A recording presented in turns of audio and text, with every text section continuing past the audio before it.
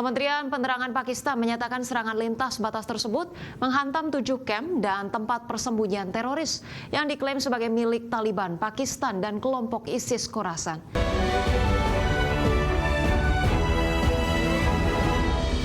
Pemirsa, armada tempur udara Pakistan melancarkan serangan udara di wilayah timur dan tenggara Afghanistan pada Minggu dini hari kemarin. Serangan tersebut menargetkan lokasi yang disebut sebagai tempat persembunyian militan. Kementerian Penerangan Pakistan menyatakan serangan lintas batas tersebut menghantam 7 kamp dan tempat persembunyian teroris yang diklaim sebagai milik Taliban Pakistan dan kelompok ISIS Khorasan. Afghanistan pun menyatakan akan memberikan respon yang tepat dan terukur atas serangan udara Pakistan yang menewaskan sedikitnya 18 warga sipil, termasuk perempuan dan anak-anak. Juru bicara pemerintah Afghanistan, Zabihullah Mujahid, menuduh Pakistan menargetkan warga sipil. Kementerian Luar Negeri Afghanistan juga telah memanggil Duta Besar Pakistan di Kabul untuk menyampaikan protes resmi atas serangan tersebut.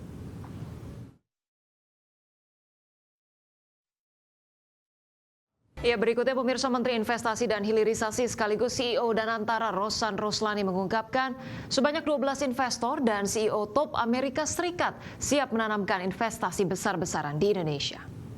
Presiden Prabowo Subianto beserta jajaran Menteri Perekonomian melakukan pertemuan bisnis secara khusus dengan sedikitnya 12 CEO global perusahaan investasi top dunia. Menteri Investasi dan Hilirisasi menegaskan pertemuan dengan 12 pimpinan perusahaan investasi global tersebut sebagai upaya memperkuat kemitraan investasi strategis, di mana para CEO dan presiden perusahaan investasi terkemuka dunia tersebut tercatat memiliki total aset kelolaan atau assets under management yang mencapai 15 triliun dolar Amerika. Di sisi lain, 12 pemimpin perusahaan investasi global tersebut sangat tertarik dengan arah kebijakan ekonomi nasional, langkah penguatan iklim investasi, serta komitmen pemerintah dalam menjaga stabilitas dan kepastian hukum yang dinilai memiliki potensi kerjasama yang sangat konstruktif. Presiden bertemu langsung dengan 12 perusahaan investasi terbesar di dunia, malah ada ikut ada 12 dengan total kurang lebih kalau aset under management itu dikumpulkan itu 16 triliun US dollar. Potensi ada beberapa kerjasama dengan mereka karena memang kalau dilihat selama ini para perusahaan investasi terbesar ini mungkin belum, kalau saya bilang belum tergarap secara optimal. Mereka lebih banyak berinvestasi di negara-negara lainnya. Nah, kebetulan dengan kehadiran Danantara ini, mereka juga mempunyai potensi sebagai local partner Danantara, dan itu memberikan kenyamanan dan confidence juga karena kita bisa bersama-sama investasi tidak hanya di Indonesia tapi juga di luar Indonesia. Pemirsa, Menteri Luar Negeri Sugiono mengungkapkan Indonesia tak perlu setor 1 miliar dolar Amerika untuk menjadi anggota tetap Board of Peace. Menlu Sugiono mengatakan Indonesia saat ini sudah menjadi anggota tetap Board of Peace tanpa menyetor 1 miliar dolar Amerika atau setara 16 triliun rupiah. Menurut Sugiono, uang tersebut bukan sebuah iuran wajib atau syarat keanggotaan tetap. Menlu mengatakan kontribusi Indonesia adalah dengan mengirim 8.000 pasukan penjaga keamanan. Menurut Sugiono, pembahasan terkait kontribusi 1 miliar dolar Amerika merujuk apabila suatu negara ingin mengambil peran tertentu seperti menjadi anggota permanen. Jadi dari awal saya bilang, ini yang namanya itu bukan iuran keanggotaan, bukan syarat keanggotaan, tidak. Kita sekarang sudah anggota, nggak perlu bayar juga nggak apa-apa. Berarti Indonesia nggak akan bayar. Tapi kalau misalnya kemarin tuh kita mau jadi anggota permanen, ada kontribusi 1 miliar itu kan gitu. Bukan kemudian kita sekarang karena belum bayar kita bukan anggota board office loh. Paham ya? Jadi kontribusinya beda-beda gitu. Pemirsa, Menteri Energi dan Sumber Daya Mineral Bahlil Lahadalia mengatakan pemerintah membuka peluang impor etanol termasuk dari Amerika Serikat sebagai salah satu upaya pengembangan energi bersih. Bahlil mengatakan opsi impor etanol terbuka selama produksi dalam negeri belum mampu memenuhi kebutuhan nasional. Bahlil menambahkan rencana pemerintah untuk mewajibkan percampuran bensin dengan etanol merupakan salah satu upaya penguatan ketahanan dan kedaulatan energi nasional. Adapun sebelumnya pemerintah menegaskan komitmen untuk mempercepat implementasi mandatori pencampuran bioetanol secara bertahap. Program ini direncanakan dimulai dengan E5 pada 2028 dan E10 pada 2030 serta diarahkan menuju E20 dengan mempertimbangkan kesiapan produksi, distribusi serta infrastruktur pendukung.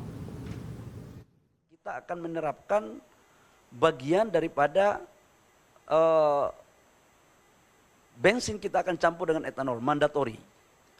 Tujuannya sebenarnya adalah bagaimana menciptakan peluang usaha baru yang ada di Indonesia. Namun sampai dengan produksi kita bisa memenuhi kebutuhan dalam negeri, maka ruang untuk kita melakukan impor boleh saja, termasuk di impor dari Amerika. Sampai dengan kebutuhan produksi kita dalam negeri terpenuhi.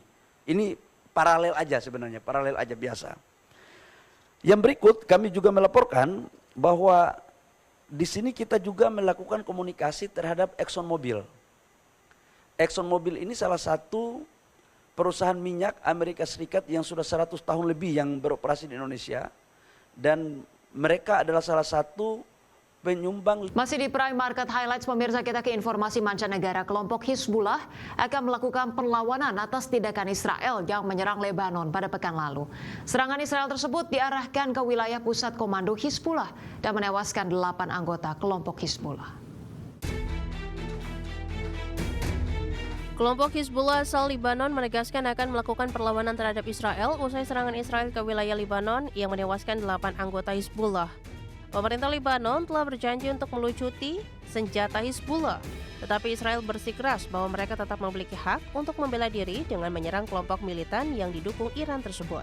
Sebelumnya pada Jumat pekan lalu, militer Israel mengatakan telah menyerang pusat komando Hizbullah di Lebanon Timur dan target yang terkait dengan kelompok Palestina Hamas di selatan. Presiden Lebanon Yosef Aoun juga mengutuk serangan tersebut yang terjadi hanya beberapa hari setelah pemerintah mengatakan bahwa tentara akan mulai menerapkan fase kedua dari rencana mereka untuk melucuti senjata Hizbullah di selatan Lebanon. Serangan itu juga terjadi di tengah meningkatnya ketegangan antara Amerika Serikat dan Iran, di mana Presiden Amerika Serikat Donald Trump mengancam akan melakukan tindakan militer terkait program nuklir di negara Republik Islam tersebut.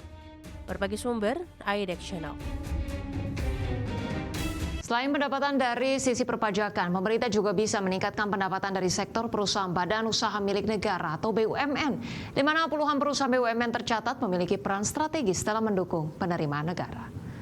Anggota Komisi 6 DPR RI Ahmad menjelaskan sejumlah perusahaan industri nasional atau perusahaan BUMN tercatat memiliki peran strategis dalam mendukung penerimaan negara dan program hilirisasi.